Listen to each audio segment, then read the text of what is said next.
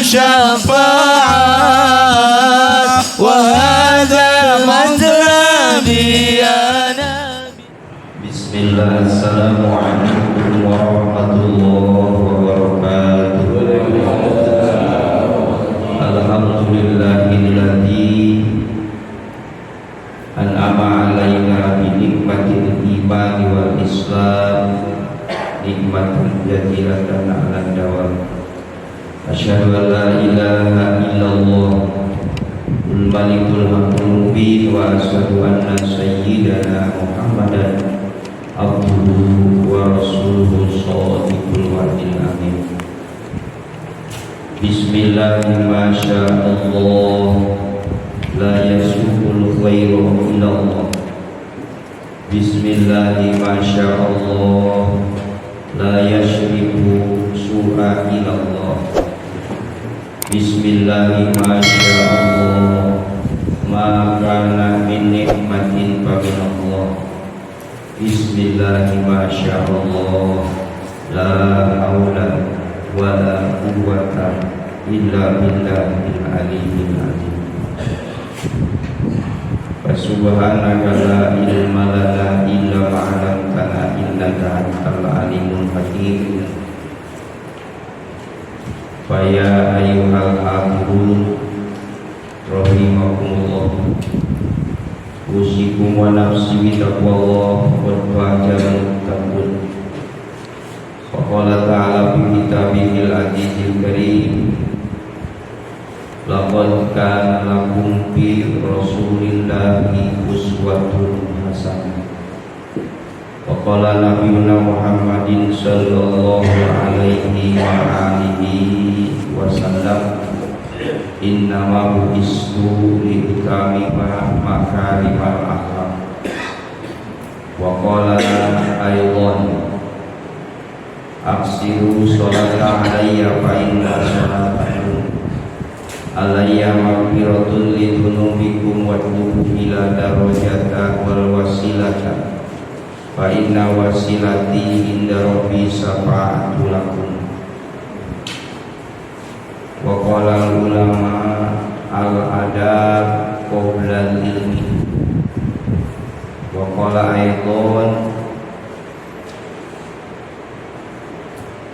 la sholata lizahil masjid ila bil masjid. Wa qala ulama aidon al mu'minu bil masjid as-sama'u bil ma'i wal munafiqu bil masjid wat tayru bil qafas. Wa makna wallahu a'lamu bi muradih. Hadratil Mukarram bil khusus Ketua TK serta Dewan Asati di bawah naungan Masjid An-Nur, seluruh para sepuh bini sepuh yang disepuhkan, orang tua kami yang dituakan, segenap tokoh yang ditokohkan dan istimewa, seluruh sholat jamaah sholat subuh serta jamaah taklim minggu pagi yang Allah muliakan, yang Al-Fakir muliakan. Seraya puji syukur kita panjatkan kehadirat Allah Subhanahu wa taala. Alhamdulillah di pagi hari yang cerah, walaupun matahari belum kelihatan nampak, akan tetapi yakin insyaallah hari ini cerah. Secerah bangun pagi, mata terbelalak dengan nikmat Allah. Lalu seraya doa pun kita panjatkan, alhamdulillahillazi ahyana ba'da ma amatana wa ilaihi nusyur. Sebagai bukti syukur kita kepada Allah atas diberikan nikmat yang tiada terhingga, yaitu nikmat tidur. Nikmat kita seolah-olah mati, akan tetapi Allah berkehendak kembali membangunkan kita dari tidur kita. Tidak termasuk malam hari ini tidur panjang kita, tidur yang ukurannya hanya 8 jam ukuran Imam Ghazali. 8 jam untuk tidur hidup ini, 8 jam untuk mencari duit, dan 8 jam lagi untuk mencari ridho Allah. Maka pagi hari ini kita semua termasuk di dalamnya yang hadir selepas sholat subuh. Wirid yang kita baca, doa yang kita panjatkan itu adalah bagian dari amal yang kita istiqomahkan. Mudah-mudahan termasuk kepada kategori hadis Rasulullah, khairu amali adwamuha wa inqala. Sebaik-baik amal adalah yang mudawamah walaupun amal itu sedikit. Yang kedua, tidak ada pekerjaan kita hari ini atau saat ini dan tidak ada ucapan kita yang baik-baik kecuali insya Allah akan menjadi catatan-catatan kebaikan kita di hadapan Allah Subhanahu wa Ta'ala. Sebagaimana Allah berfirman, ma yalfizu min qaulin illa ladaihi raqibun atidun. Tidak semata-mata seorang hamba melakukan satu pekerjaan atau satu ucapan, baik itu pekerjaan yang baik atau ucapan yang baik, ila ladaihi raqibun, kecuali di sebelah kanannya selalu siap, selalu standby dan tidak pernah akan keliru malaikat raqib yang akan mencatat setiap langkah, setiap perbuatan dan ucapan-ucapan yang baik pada hari ini. Wa'atidun, dan tidak semata-mata seorang melakukan satu kejahatan, apakah itu merupakan pekerjaan ataupun ucapan yang kotor dari mulutnya, kecuali atidun, di samping kirinya siap selalu yang akan mencatat setiap pekerjaan dan ucapan yang jelek di hadapan Allah Subhanahu wa Ta'ala. Mudah-mudahan bibir yang sudah kita basahi pagi hari ini dengan zikir kepada Allah itu adalah bagian daripada permulaan hari ini kita berbuat kebaikan dengan melakukan melangkah kaki kita ke tempat ini untuk berjamaah. Digolongkan kepada hadis Nabi, tidak ada langkah, satu langkah seorang hamba Allah yaitu umat Islam, umat Nabi Muhammad, kecuali langkah ketika dia mendengar azan lalu dia pergi ke masjid untuk melaksanakan sholat berjamaah. Dan tidak ada langkah yang dicintai oleh Allah dan Rasulnya kecuali langkah-langkah orang yang akan menyambungkan tali silaturahim. Selanjutnya, pada hari ini sudah memasuki tanggal 13 bulan Rabiul Awal. Sedikit kita mengenang perjuangan baginda Rasulullah Shallallahu Alaihi Wasallam. Rasulullah Shallallahu Alaihi Wasallam diutus oleh Allah, dijadikan Nabi dan Rasul di usia genap 40 tahun beliau usianya. Dan sering sekali beliau selama usia 40 tahun itu sebelum mendapat wahyu pertama sering berkhutbah. Ya, artinya sering menyendiri di satu bukit, ya, di satu gunung atau di satu gua yang namanya adalah Gua Hiro, Jabal Nur, di mana beliau kadang seminggu, kadang sebulan, kadang-kadang 40 hari beliau berkhalwat. Beliau memisahkan diri, ya, dari keluarga menuju satu bukit yang kalau kita jalan atau kita naik sekarang ini diperkirakan 2 jam perjalanan naik, 2 jam perjalanan turun. Saat ini yang sudah sedemikian rupa agak ada desain orang sono, ya, karena sudah pakai tangga naiknya, Pak. Dan sudah pakai tangga saja sekitar 2 jam kita naik ke puncak atau ke Gua Hiro. Kita bisa membayangkan ketika naik ke sana itu bagaimana Rasulullah belum ada jalan, bebatuan yang begitu terjal. Beliau sendiri lagi. Kita bareng-bareng aja sama jamaah kemarin ngeri juga, ya, jamaah sekalian. Sebagian ada jamaah yang mau ke Gua Hiro, cuma kemarin enggak ada target atau enggak ada jadwal dari travel. Kalau tahun 2017 waktu itu saya 40 orang naik ke atas. Kalau kemarin cuma siapa yang mau, siapa yang kuat. Masalahnya kemarin itu bawa 90 orang, nenek-neneknya 40 orang, aki-akinya, bahkan kemarin baru pulang hari Rebo-nya lagi udah ada yang wafat, udah ada yang meninggal. Ya, saking banyak yang tuanya, kadang-kadang pulang dari masjid saja nyasar, nggak tahu hotelnya, padahal hotelnya di depan masjid. Ya. Kata saya, Pak, Bu, kalau keluar lihat aja ada jam dinding di atas, jam besar di atas. Nah, itu adalah hotel yang paling tinggi dan besar. Hotel kita di samping itu. Nah, tapi tetap aja yang namanya aki-aki, yang ini tetap aja. Nah, kita bisa bayangkan, ya Allah ya Rabbana ya Karim. Dan setelah itu pun Rasulullah SAW didatangi oleh malaikat Jibril alaihi salatu wassalam, yaitu dengan menurunkan ayat Iqra bismi rabbikal ladzi khalaq. Dikala itu Nabi Allah Muhammad beliau menggigil melihat malaikat Jibril datang, saking takutnya, dan lalu dipeluklah oleh malaikat Jibril. Lalu selanjutnya adalah Iqra bismi rabbikal ladzi khalaq, dan turunlah atau dinyatakanlah surat tersebut surat paling pertama yang turun kepada Rasulullah SAW. Dan setelah itu dia pun pulang ke rumah, lalu bertanya atau bahasa kita curhat dengan istri beliau. Kata istri beliau, ini adalah wahyu dari Allah Subhanahu wa Ta'ala, bahwasannya engkau telah diangkat Nabi dan Rasul, dan saat ini yaitu harus berjuang untuk menegakkan agama Islam. Lalu singkat cerita, berdakwah di Mekah Rasulullah SAW tidak berhasil. Dengan kata lain, kurang berhasil. Maka adalah perintah untuk melaksanakan hijrah bagi Rasulullah SAW, karena kala itu tidak henti-hentinya dari orang-orang yang tidak senang kepada Nabi. Ya, beliau mendapat intimidasi, mendapat siksaan, bahkan ancaman nyawa, sehingga beliau itu disayembarakan.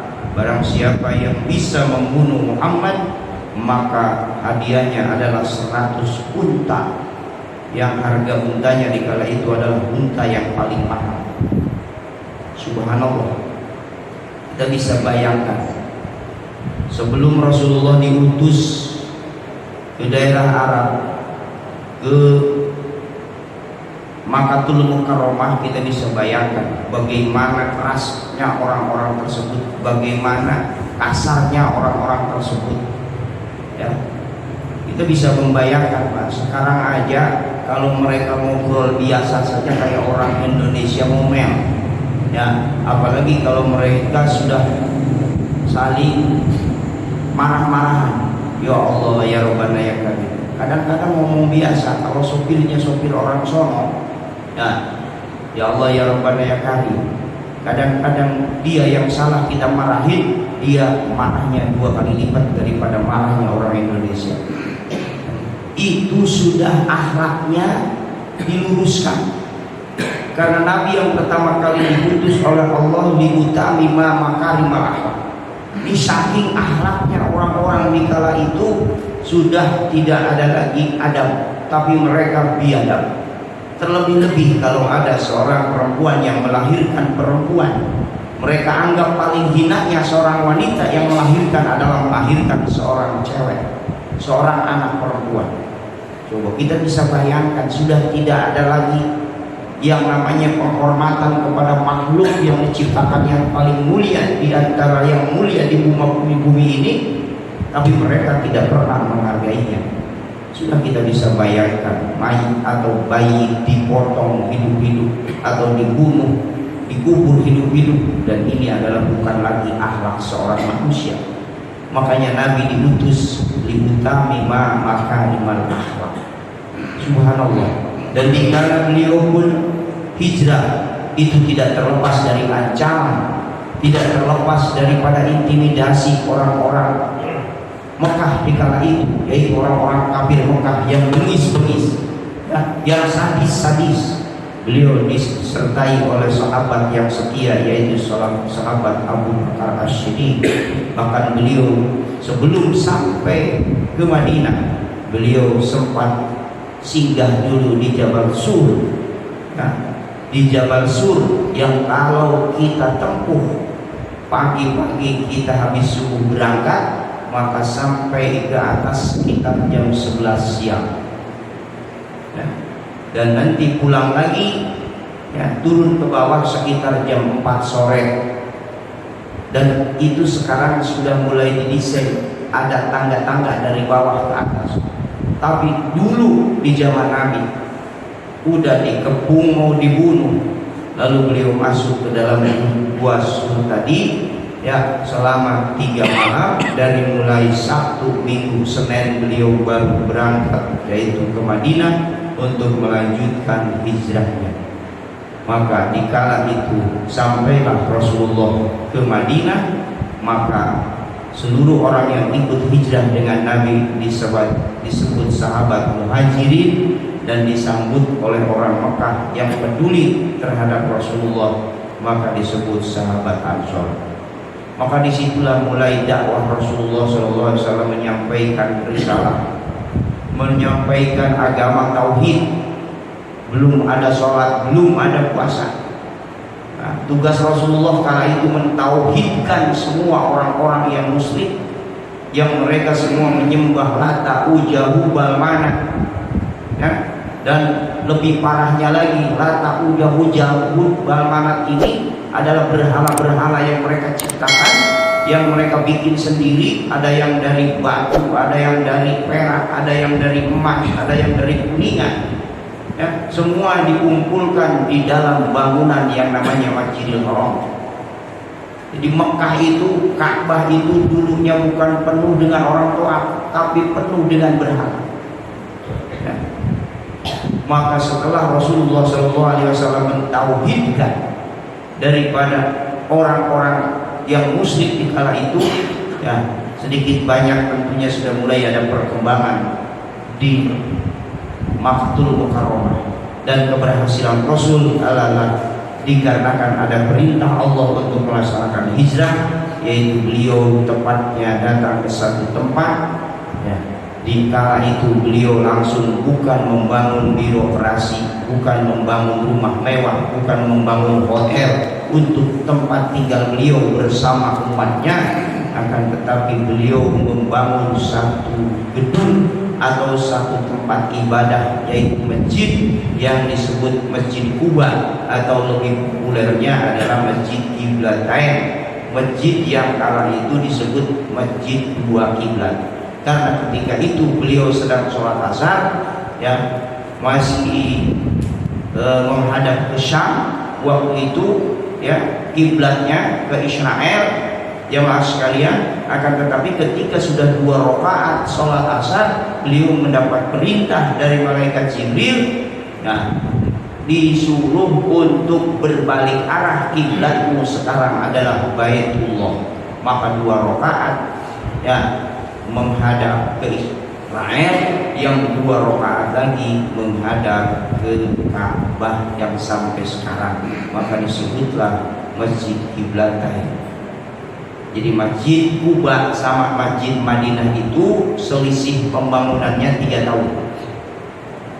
3 tahun setelah Nabi hijrah barulah membangun Masjid Nabawi, ya, atau Masjid Madinah. Jadi yang pertama kali masjid dibangun di Madinah adalah Masjid Quba. Dan Rasulullah sampai sudah ada Masjid Nabawi pun, Masjid Madinah pun, beliau tetap setiap hari Sabtu berkunjung ke masjid tersebut, dan beliau selalu melaksanakan sholat 2 rakaat. Maka sampai turun hadis, barang siapa orang yang sholat di masjid ini, kata Nabi, maksudnya Masjid Quba, maka 1 kali sholat nilainya sama dengan 1 kali umroh. Jadi Masjid Quba itu bukan masjid sembarangan, ya, masjid yang mempunyai sejarah yang luar biasa. Dan sampai hari Sabtu diistimewakan oleh baginda Rasul, setiap hari Sabtu beliau datang ke masjid tersebut selama masih ada, selama masih hidup, ya, dan beliau selalu sholat 2 rakaat.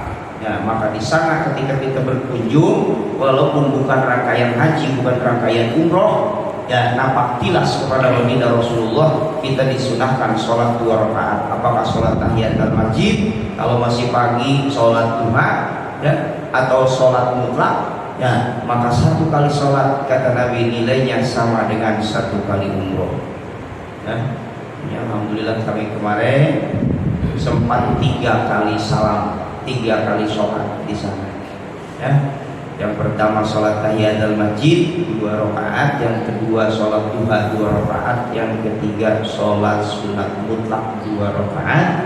Nah, karena menurut keterangan sholat di masjid tersebut 1 kali sholat sama dengan 1 kali umroh pahala. Kalau umroh udah capek, duitnya gede, ya. Dan selanjutnya adalah Nabi barulah di situ beberapa kali perperangan untuk meraih kemenangan, merebut menjadi betul-betul negara yang Islam. Ya, lalu kita sebagai umatnya harus bersikap seperti apa tadi?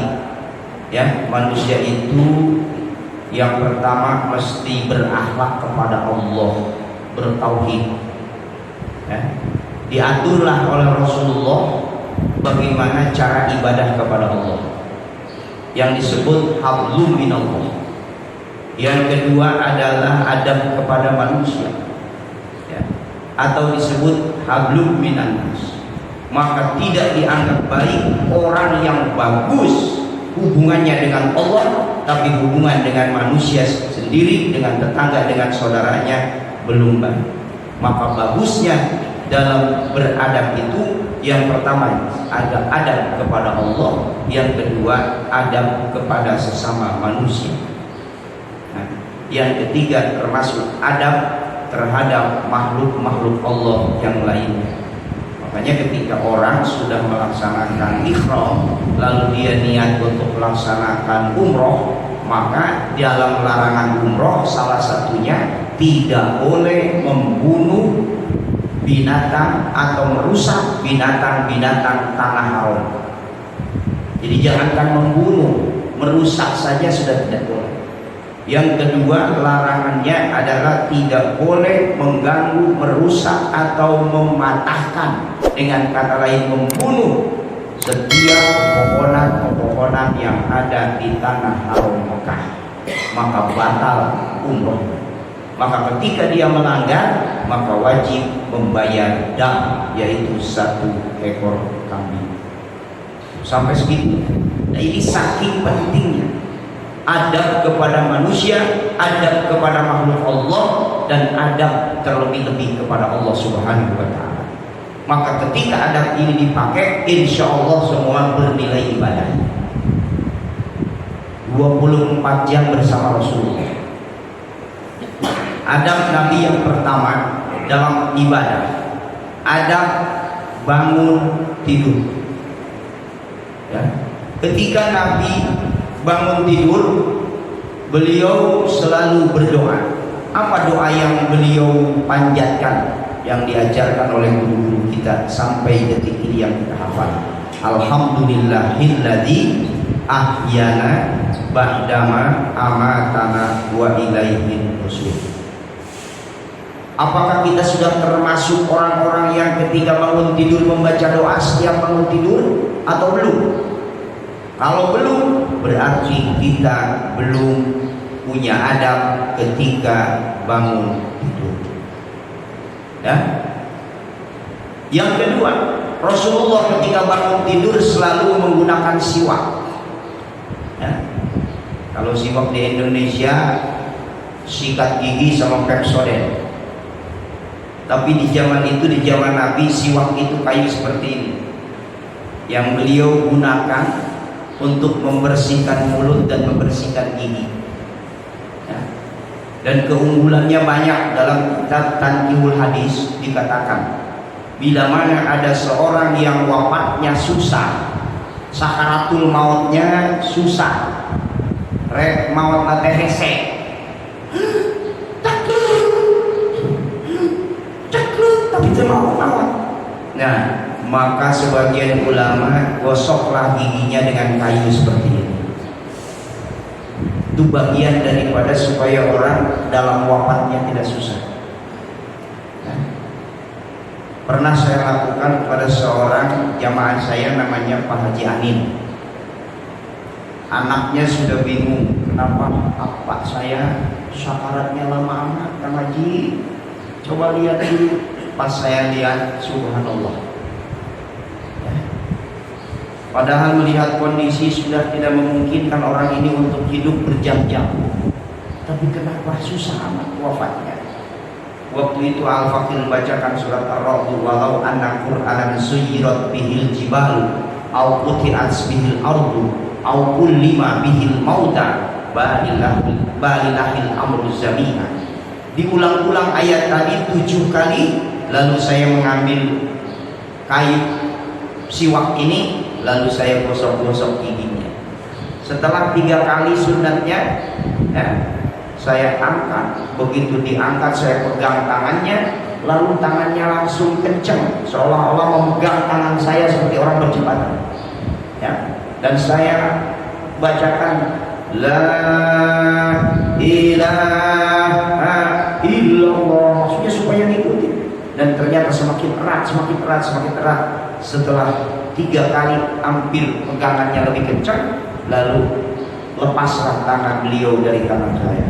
Ternyata setelah dipegang nadinya, beliau innalillahi wa inna ilaihi raji'un. Ternyata betul apa yang disampaikan dalam hadis tadi. Salah satu untuk mempermudah ketika ada orang syakaratul maut, kayu yang seperti ini yang sering dipakai Nabi adalah sangat membantu dan berjarak. Ternyata dipermudah oleh Allah Subhanahu wa Ta'ala.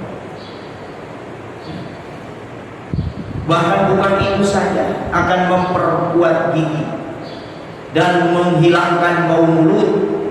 Terlebih-lebih kata Nabi, rakaataini bisiwakin wa min sab'ina rakaatin bi ghairi siwakin. 2 rakaat orang yang sholat sunat sebelumnya bersiwak dulu, ya, bersiwak dulu, maka 2 rakaat bersiwak lebih baik daripada orang yang sholat sunatnya 70 rakaat sedangkan dia tidak bersiwak. Kadang-kadang kita ngaku ahlus sunnah wal jamaah, kalau rokok di kantong sampai ada 3 bungkus yang kagak sunnah maka hukumnya makruh menurut agama serendah-rendah hukum adalah makruh. Itu kita seolah-olah wajib orang NU itu merokok kayaknya, ya. Tapi yang namanya benda sekecil ini yang harganya nih udah dibikin 2 nih, ya mas sekalian, udah dibikin 2 potong. Nih harganya kalau di kita 10.000, kalau di Mekah mahal karena ongkos kapalnya yang mahal. Ya.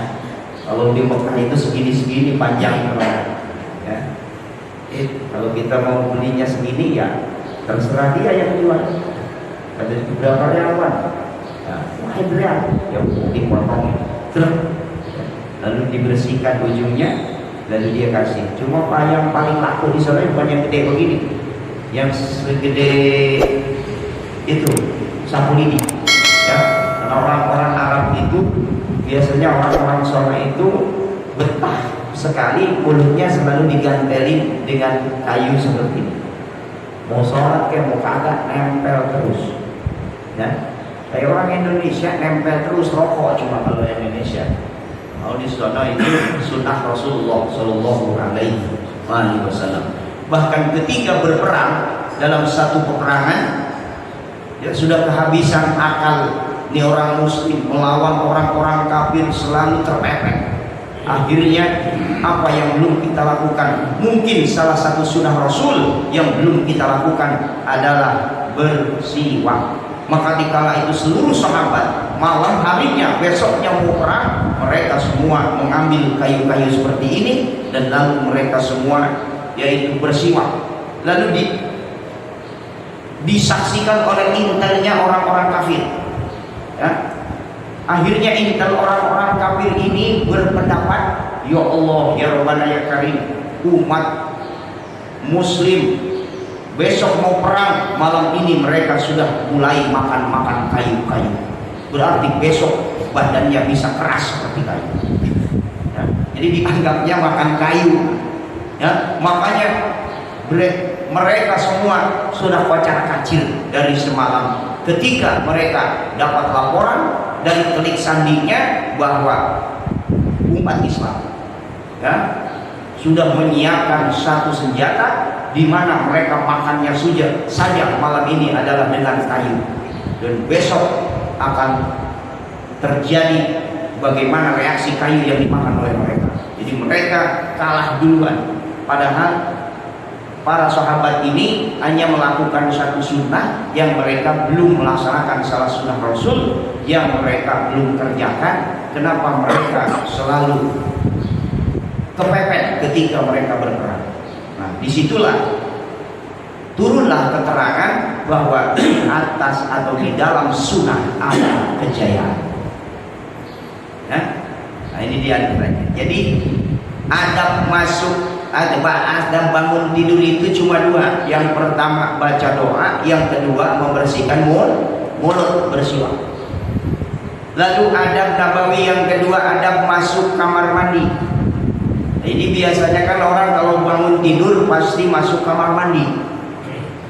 Adabnya seorang Rasul ketika mau masuk kamar mandi, makanya ketika kita pengen ibadah, kita sesuai dengan ibadahnya Rasul, maka ketika bangun tidur jangan pernah lupa membaca doa dan membersihkan mulut. Yang kedua adalah adab masuk kamar mandi. Masuk kamar mandi tentunya dengan punya hajat, Pak. Yang pertama menutup kepala. Sunat kepala kita ditutup, khusus buang air kecil dan air besar. Kalau kita punya hajat membuang air besar atau air kecil, ya buang air kecil, maka sunnah kepala kita ditutup. Apa dengan peci, apa dengan handuk, atau alat-alat yang lainnya yang bisa menutupi kepala. Sunnah hukumnya. Coba kita ketika mau masuk kamar mandi, ketika kita pakai peci, dibuka apa kadang? Agak pernah ya, agak pernah pakai peci. Padahal sunnahnya ditutup di kepala. Rasulullah selalu menutup kepalanya ketika masuk kamar mandi. Ya. Yang kedua adalah memakai sandal. Makanya di kamar mandi itu sediakan sandal jepit. Sampai sekarang kan kebanyakan di antara rumah kita jarang yang sandal jepit ada di kamar mandi. Berarti kan belum masuk sunnah Rasulullah. Padahal sunnah, karena ketika kita menginjak tempat tersebut, kalau kita pakai sendal, insya Allah terjaga dari najis. Ya, tidak langsung kaki kita, apalagi kalau kaki kita basah, apalagi kalau bangun malamnya cuma kencing doang, ya, terus obeh. Kadang-kadang najisnya berceceran kemana-mana. Lalu kita injak, lalu kita masuk ke kamar kita. Padahal kamar kita sering kita pakai sholat. Ketika kita kesiangan sholat subuh, ya, kita kan tidak bisa menjaga apakah najis itu terbawa atau tidak dengan kaki kita. Nah, lalu selanjutnya masuk dengan kaki kiri, ya, masuk dengan kaki kiri. Kadang-kadang kita sendiri yang masuk kamar mandi ini kurang memperhatikan kaki kanan, kaki kiri, apalagi kalau sudah kebelet. Ya. Rata-rata udah masuk tadi kaki kiri apa, kaki kanan dulu saya masuk ya. Padahal ketika kita pengen mendapat pahala sunnah, maka kaki kiri terlebih dahulu. Lalu membaca doa, ya. Dan membaca doa ini sebaiknya sebelum masuk kamar mandi, sebelum masuk ke dalamnya.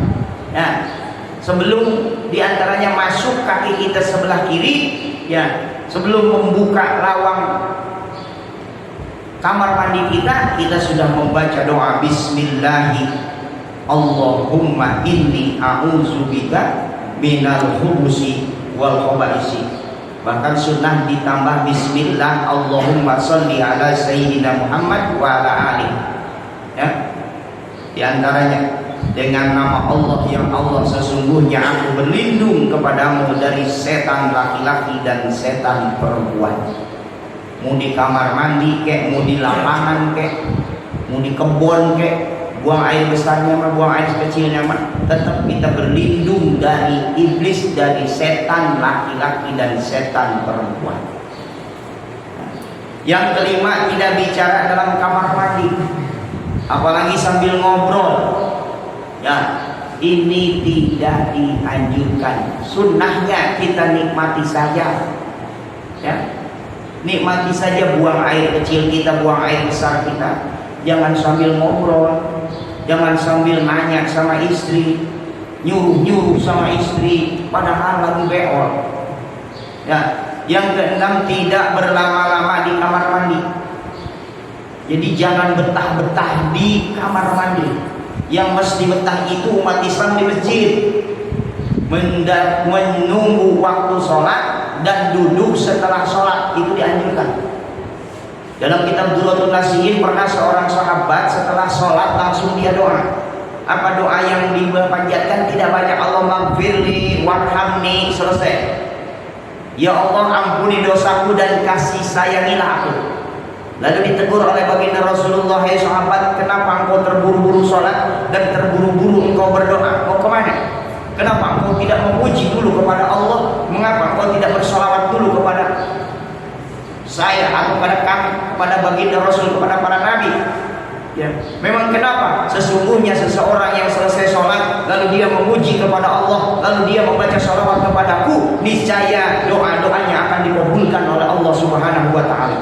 Maka orang tersebut kembali sholat, dan setelah itu beliau bertasbih, bertahmid, bertakbir, lalu bersolawat kepada Nabi, lalu berdoa kepada Allah Subhanahu wa Ta'ala. Kata Nabi, kamu adalah seorang yang baik. Dan tidak dianggap baik orang yang ketika selesai sholat likum-likum derendek. Ya, Allahumma antas salam wa minkas salam, bukan Allahumma lantas jalan. Ya, dianjurkan kita untuk banyak-banyak mengingat Allah dan juga banyak-banyak minta kepada Allah. Ya. Karena orang-orang yang sering lama-lama di dalam kamar mandi itu akan menyebabkan penyakit was-was. Penyakit was-was itu penyakit perasaan itu merasa kurang afdol, kurang benar, kurang bagus, dan seterusnya. Apalagi kalau was-was ini sudah dibawa ke sholat. Ya. Orang mau ibadah sholat, ketika niat was-was terus, kasihan Pak. Apalagi yang pakai usolli fardul maghrib. Allah merasa belum tepat. Usolli fardhu subhi. Allah merasa, karena penyakit was-was. Nah, dan ternyata penyakit was-was ini penyakit yang bisa datang dengan sendirinya akibat karena sering betah di kamar kecil. Ya, itu yang menyebabkan. Dan yang ketujuh, membuka aurat seperlunya saja ketika bodoh aja, buang air kecil atau buang air besar. Dan apabila ingin membuka seluruhnya untuk mandi, maka disunahkan memakai sarung. Dan apabila berbuka seluruhnya karena darurat terdesak, maka ucapkanlah di dalam hatinya, Bismillahilladzi la ilaha illa huwa. Kita makan boro-boro ya, merasa di kamar mandi itu sudah bebas, lepas, tidak ada masalah. Nah, udah merasa nggak ada yang lihat. Ya, jamaah sekalian, jadi seolah-olah nggak ada yang memperhatikan. Padahal tadi ketika masuk saja apa kata Allah? Baca doa. Bismillah, ya Allahumma inni a'udzubika minal khubuthi wal khaba'isi, dengan menyebut nama Allah berlindung dari godaan atau gangguan setan laki-laki dan setan perempuan. Berarti kan ada setan yang melihat anggota kita. Ya. Lalu selanjutnya adab masuk kamar kecil itu tidak melihat ke aurat dan ke kotoran yang keluar. Kotoran kita yang keluar dan aurat kita itu tidak boleh dipandangin. Ini makanya kalau kita nggak lihat tuh kotoran, kayaknya penasaran. kalau nggak dilihat. Ya, yang keluar bentuknya seperti apa sih? Padahal bentuknya ya itu juga setiap hari. Tapi anehnya suka pengen aja melihat. Padahal Nabi itu tidak pernah melihat kotorannya yang keluar. Nah, ini kan belum nyampe kita. Jangankan ada ibadah yang lain, baru masuk kamar mandi saja yang kita tahu kaki kiri, yang kita tahu baca doa, ya, yang kita nggak tahu tutup kepala, yang kurang tahu pakai senam, ya, jangan membuka aurat terlalu bebas, ya, jemaah sekalian. Yang selanjutnya adalah cebok menggunakan tangan kiri, membersihkan kubul-kubul kita sunnahnya dengan tangan kiri. Saya kira ini semua dengan sadar karena dari kecil kita udah diajari nama emak kita nih kalau yang ginian, ya. Cuma kalau emak kita bukan ngomongnya sunnah Rasul, bukan, ya. Kalau cebok mah pakai tangan kiri. Emang pakai tangan kanan kenapa mak? Tangan kanan mah buat makan. Begitu orang tua kita dulu. Enggak ngomong begini orang tua. Sunnahnya pakai tangan kiri kalau obeh, pinter. Kan enggak. Karena memang orang tua kita pun kurang begitu mengerti tentang adab masuk kamar mandi. Ya, termasuk kita sekarang, kalau apalagi yang sudah ngaji saja kadang-kadang belum bisa melaksanakannya, apalagi yang belum ngaji atau yang tidak pernah mendengar. Ya. Lalu selanjutnya adalah menuntaskan buang air kecil sebelum berdiri dari tempat buang air besar secara tuntas, sunnah dehem. Begitu. Saya dulu waktu pertama kali dikasih tahu sama Kisufron Makmur, kan salah satu sunnah daripada sunnah orang buang air kecil atau besar itu kan menuntaskannya dengan berdehem, kata Nabi. Ternyata betul. Ya, di dalam adab atau 24 jam bersama Rasulullah, salah satu adab orang ketika buang air besar dan buang air kecil diakhiri dengan berdehem. Apakah itu kencing, apakah itu buang air besar.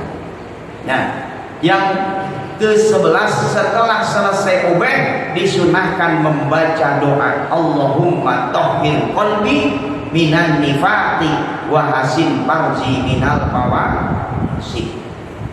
Jadi jangan mau obeh dibaca tuh doa, kita dalam keadaan masih bernajis, bukan berhadas, bernajis, ya, najis masih belum dibersihkan. Maka hendaknya setelah obeh selesai barulah membaca doa Allahumma tahhir qalbi minan nifaqi wa hasin farji minal fawasik. Selesai keluar, kaki kanan terlebih dahulu, kaki kiri ngikutin. Alhamdulillahillazi ajhaba anil ahza wa afani. Doa lagi kalau bisa, kalau enggak minimal tadi keluarnya dengan kaki kanan. 12 tidak menghadap kiblat ataupun membelakangi kiblat ketika berhajat. Ya. Walastaqila walastaqbila, tidak boleh menghadap kiblat atau membelakangi kiblat. Nah, itu diantaranya adab masuk kamar kecil. Nah, terakhir adab keluar kamar mandi. Ini baru mengenal sunnah Rasul adabnya. Pertama bangun tidur, kedua masuk kamar mandi, dan sekarang keluar kamar mandi. Adab yang ketiga, adab keluar kamar mandi. Karena ini bulan Maulid, ya, kita mengenal sosok Nabi dan sunnah-sunnah minimal. Ya, kita bisa mengamalkan sunnah ini aja yang ketiga. Ini sudah lumayan bagus, Pak. Ya. Adab keluar kamar mandi berdasarkan keterangan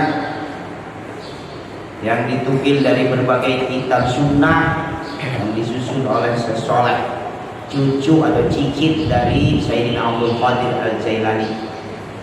Yang pertama, keluar menggunakan kaki kanan. Termasuk tadi kan adab keluarnya keluar dengan kaki kanan. Jadi sunnah. Masuk sunnahnya kaki kiri, sedangkan keluarnya dengan kaki kanan. Ini sebaliknya dari masjid. Kalau mau masuk ke masjid, sunnah masuknya kaki kanan, keluarnya kaki kiri.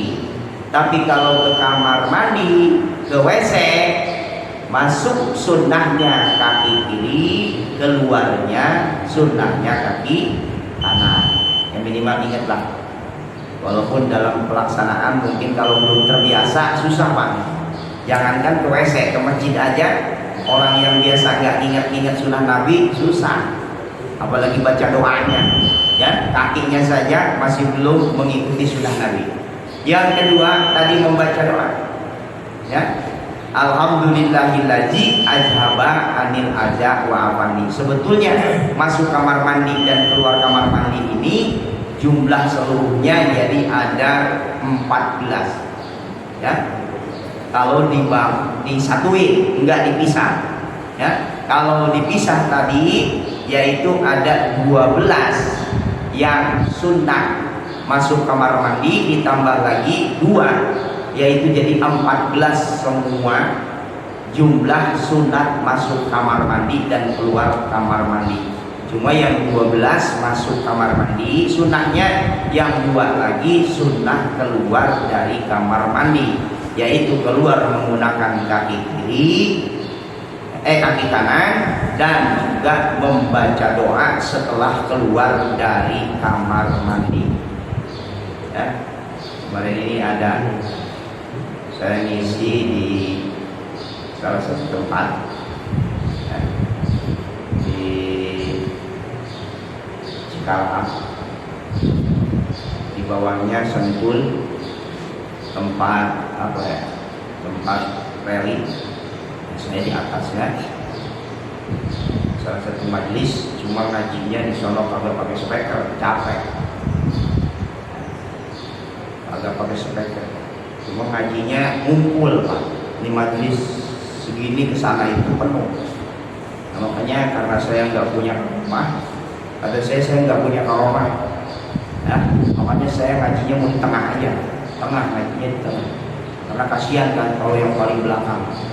Cuma enaknya ngaji di sono, enaknya dari mulai awasulan terus baca marhaban, ya, malam kemarin malam Sabtu, ya, baca marhaban sampai selesai tausiah, sampai selesai doa. Orang nggak ada yang ke kamar mandi, nggak ada yang pegang HP, pokoknya semuanya ngikutin, ya. Dari mulai orang tua sampai anak-anak baca sholawat, semua pada kenceng-kenceng. Kata saya, gimana ngajarinnya ini? Bocah yang baru 7 tahun, 6 tahun sudah pada hafal ini maulid, ya. Dengan maulid yang berbeda dengan kita. Kalau kita kan ada Sibulur, ya, ada maulid Deba, ada Al-Barjanji. Di sana itu Al-Barjanji tengahnya doang, tapi sholawat di awal dan ujungnya, ya, senantiasa terdengar terngiang. Cuma kalau orang sholat kan nggak boleh ngerekam, nah, nggak boleh ngerekam, pakai speaker aja ulang nggak boleh. Nah, saya aja bawa HP nggak dikeluarin, malu jamaah sekalian, karena emang lokasinya orang-orangnya ya seperti itu. Di masjid itu nggak ada speaker, nggak ada beduk, adanya cuma kentongan doang, ya, kentongan doang, tong. Apa ini? Kalau dulu kan kita, mogoro nih hari Minggu, kalau itu waktu datang waktu itu ya, subhanallah. Ya, jadi masih betul-betul murni, ya, sampai besek yang cuma hitungannya 1 potong ayam doang ditungguin sampai jam 11. Anak-anak gak pada tidur nungguin, subhanallah. Kata saya, nih kalau sedekah, kalau maulid, ini bawa kambing, bawa, ya, ayam kesini kayaknya berkah bener sedekah kita, ya. Orangnya kan masih tani tulen di sana, nanam singkong, ya, nanam padi, masih betul-betul para pekerja keras, tentunya jarang makan makanan yang kayak kita. Makanya di sana itu kalau udah orang para tua banget, nggak ada yang duduk 2 jam itu kayak kita makan udah begini, ya, udah melonjor. Nah, itu kenapa? Karena uratnya udah pada diasemin, ya itu. Ada yang kolesterol dan lain sebagainya.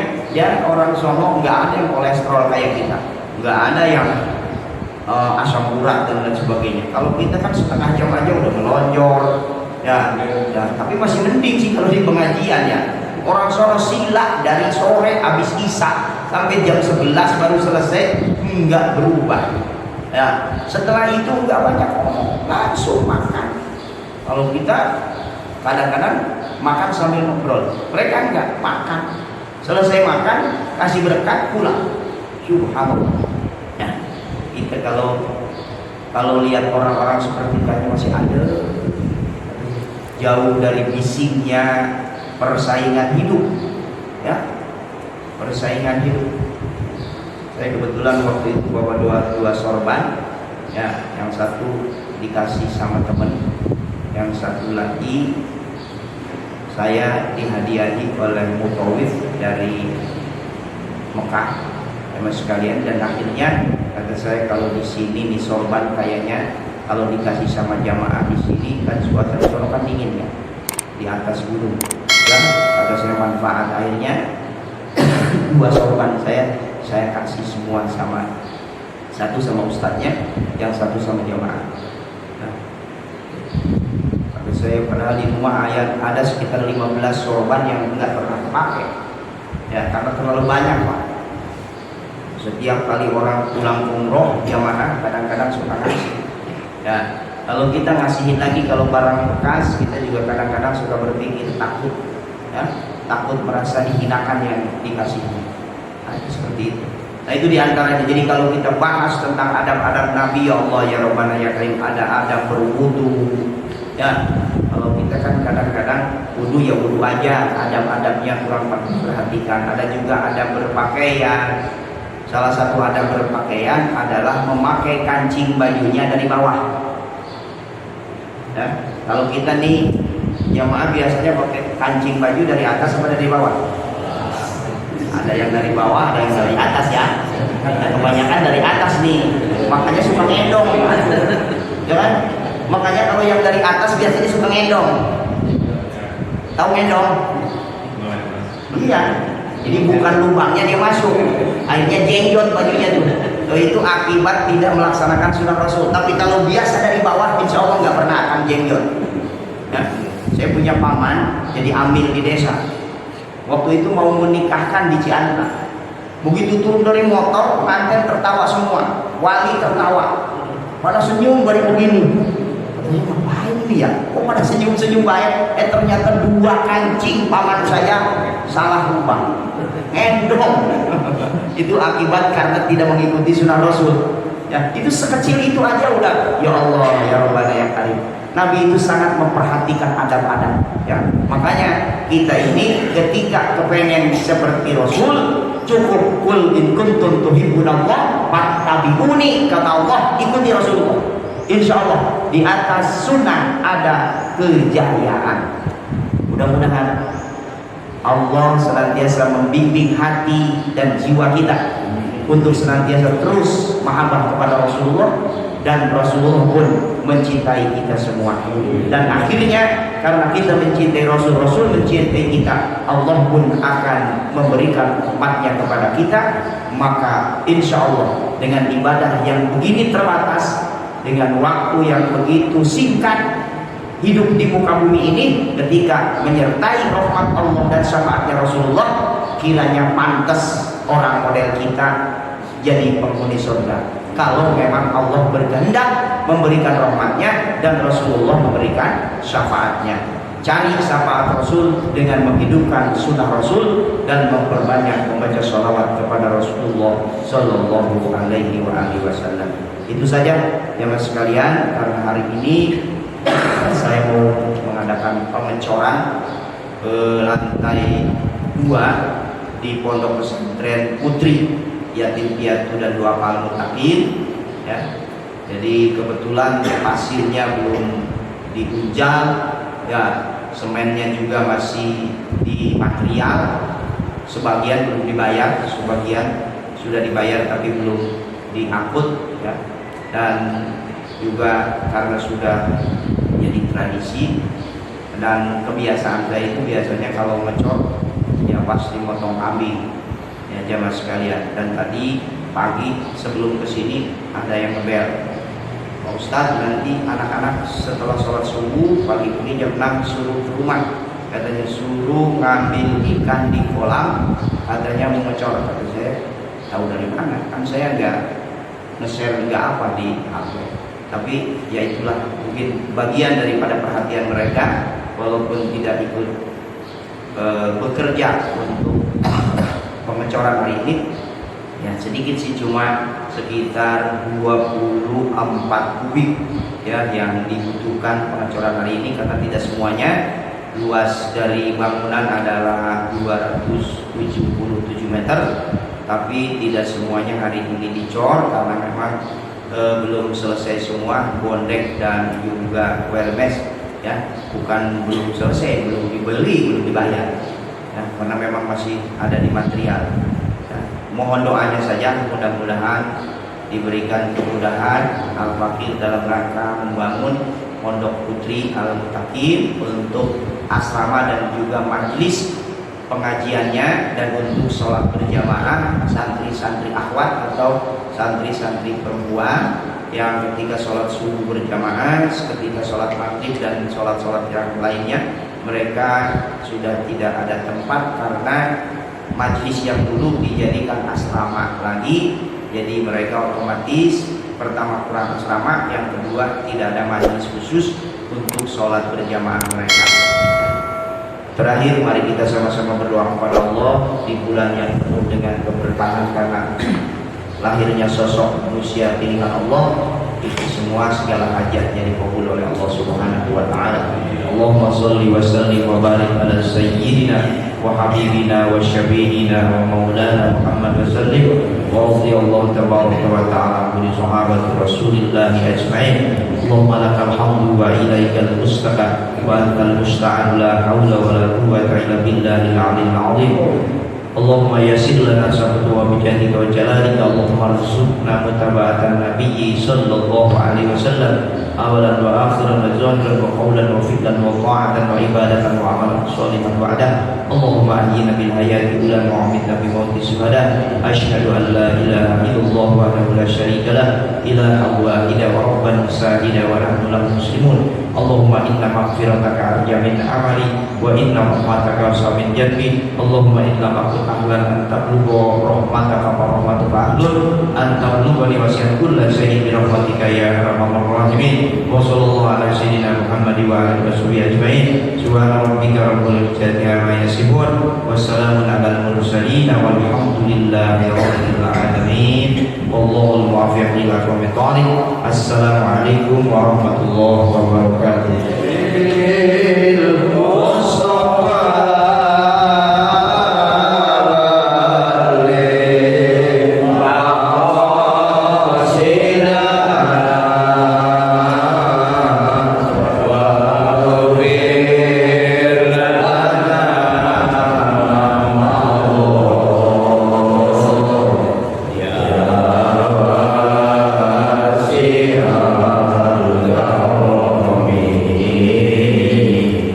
Ya